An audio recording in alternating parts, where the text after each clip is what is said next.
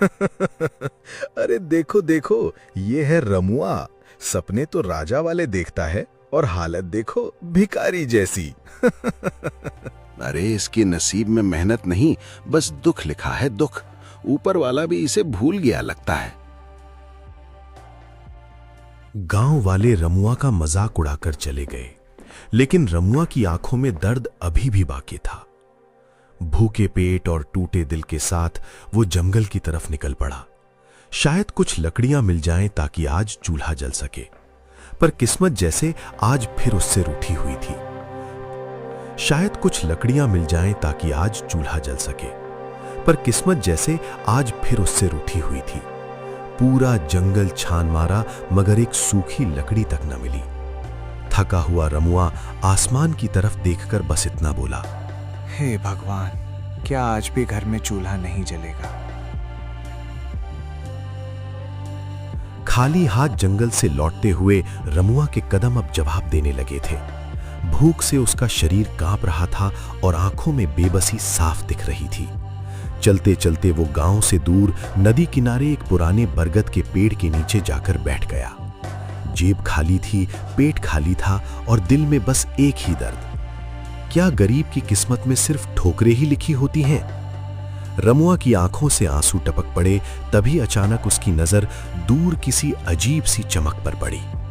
रमुआ बरगद के पेड़ के नीचे बैठा रो ही रहा था, तभी अचानक तेज हवा चलने लगी। सूखे पत्ते उड़ने लगे और चारों तरफ अजीब सी शांति छा गई। तभी कहीं से एक रहस्यमयी आवाज गूंजी, रमुआ, रो मत, तेरी किस्मत अभी खत्म नहीं हुई है।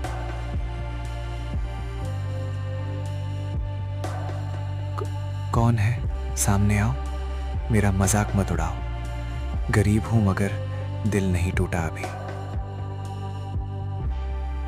जिसे दुनिया ठुकरा देती है, अक्सर किस्मत उसी को चुनती है।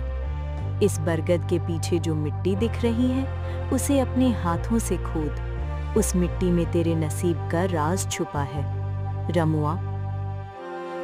रमुआ डरते डरते पेड़ के पीछे गया। वहां मिट्टी थोड़ी अलग दिख रही थी, जैसे किसी ने पहले कभी उसे छुआ हो। कांपते हाथों से उसने मिट्टी खोदनी शुरू की। थोड़ी मिट्टी, मगर कुछ नहीं मिला। लगता है ऊपर वाला भी मेरा इम्तिहान ले रहा है। जैसे ही उसने आखिरी बार मिट्टी हटाई, अचानक उसके हाथ किसी सख्त चीज से टकराए और मिट्टी के अंदर से हल्की सुनहरी चमक निकलने लगी। रमुआ ने कांपते हाथों से मिट्टी हटाई और जैसे ही पूरी मिट्टी साफ हुई, उसके सामने एक पुराना जादुई डिब्बा था।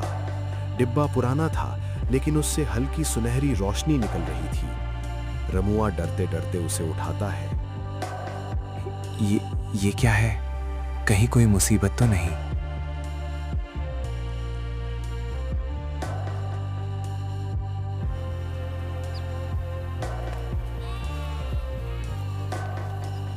धीरे धीरे रमुआ की जिंदगी बदलने लगी। अब उसकी मां भूखी नहीं सोती थी। टूटा घर भी ठीक हो गया। रमुआ ने सच्चाई नहीं बताई।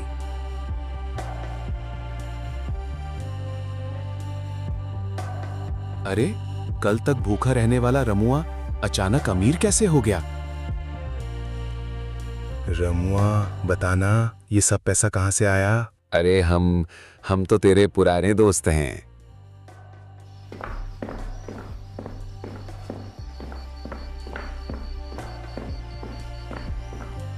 रमुआ ने सच्चाई नहीं बताई, लेकिन लालची लोग उसका पीछा करते करते बरगद के पेड़ तक पहुंच गए। उन्होंने मिट्टी खोदी और जादुई डिब्बा ढूंढ लिया। नसीब मेहनत और अच्छे दिल वालों का साथ देता है, लालच करने वालों का नहीं। याद रखो, लालच करने वाले का नसीब खुद उससे छिन जाता है। हमें सोना चाहिए, महल चाहिए, ढेर सारा धन चाहिए,